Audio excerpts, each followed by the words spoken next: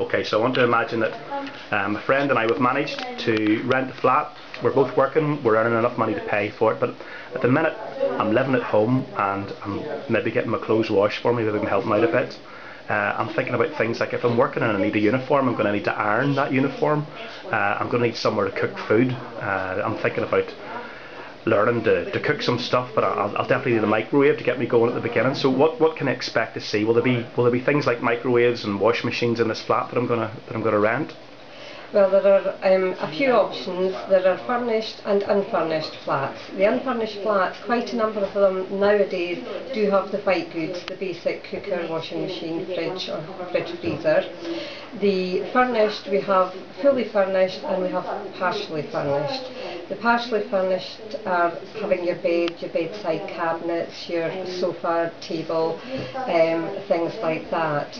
Then there are others that have the cutlery, the crockery, glasses, microwave, iron board, kettle, absolutely everything. So the ideal time is to ask what's supplied with the furnished properties to try and eliminate, you don't want to waste your time going to something you're going to have to spend an absolute fortune on to furnish it to what you're going to require to live. What about a vacuum cleaner? Will there be a vacuum cleaner there? Will I need to get one? In quite a lot of cases, the furnished properties, they will have vacuum cleaners as well. Have you any advice? I'm just thinking about cleaning in particular. Have you any advice to people moving out the first time, maybe aren't used to cleaning a whole house by themselves, how they might manage that? Certainly, yes. I mean, obviously you hope to get your deposit back, so you have to leave it as clean as you would expect it to be when you are moving in. So if I leave it dirty, I lose some of my deposit. If I don't leave it in the state that I moved in, it's going to be. Yes, exactly. But what about damages? Am I liable, or is that covered by insurance, or?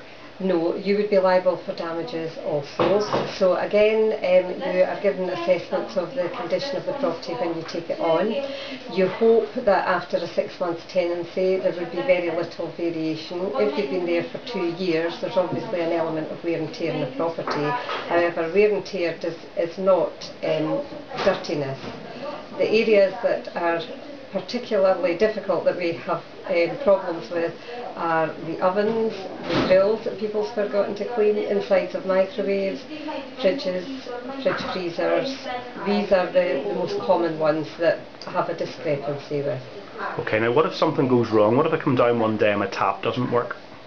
You would ring the office. There are tradesmen that would come out and do any of the maintenance repairs, and that is at the cost of the landlord. So I don't have to pay for that? No, not unless there's something you have damaged or done deliberately, then you would obviously have to pay for that cost. But general maintenance that is why you're paying your rent, and that is the landlord's responsibility. Okay, now at the minute I'm living at home and I don't really have that many bills. I've maybe put a bit of money into the house, but is my electricity covered in my rent, or? No, it's fully renting the property. All utility bills are the tenant's responsibility, as is the council tax, assuming that you're not a student.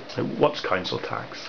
Council tax is a payment that's made annually to the council, and it can be split up over 10 or 12 payments, assuming you're in the property for 1 year. Is it a lot of money, or just talking about a tenner here and there? It varies on the size of the property, the style of property, and it's set annually by the council, and as I say, it's split up over the monthly payments. Can you give me an idea of how much extra I'd need to, when I'm talking to my friend about getting this flat, how much do we need to put aside for council tax? I think it would be over £100. As much as that? Yeah. Yeah, and that's monthly. Now you mentioned utility bills, so I'm paying my own electricity. Is there going to be a television there?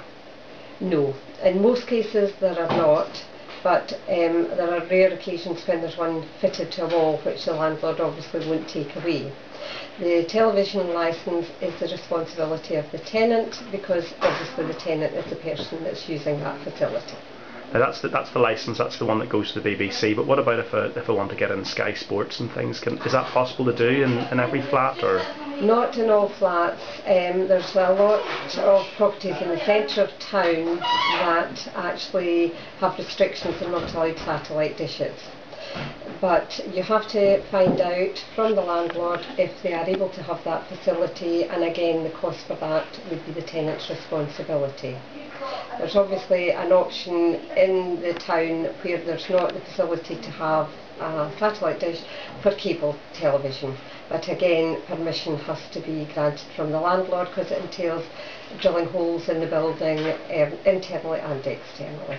Okay, and the last thing I'm going to ask you about, I'm young, well I'm not young, but some people watching this are going to be very young. They're thinking about moving out and you want to have a bit of fun when you're young. How noisy can you be?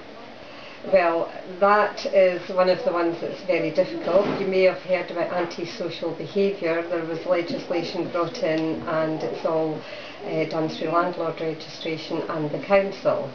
If you're living in a tenement block of flats, you obviously have to think about the noise that you're making, how the impact it's going to have on your neighbours.